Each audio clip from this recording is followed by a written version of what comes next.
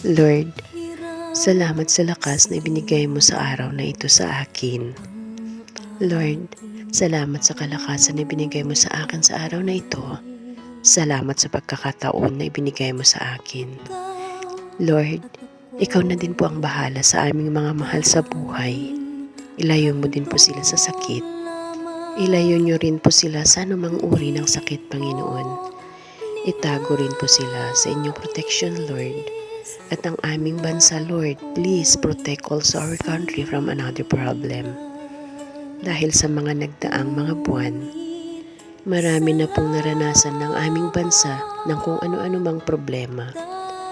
Naniniwala kami, Panginoon, na ang lahat ng aming dasal ay naririnig niyo.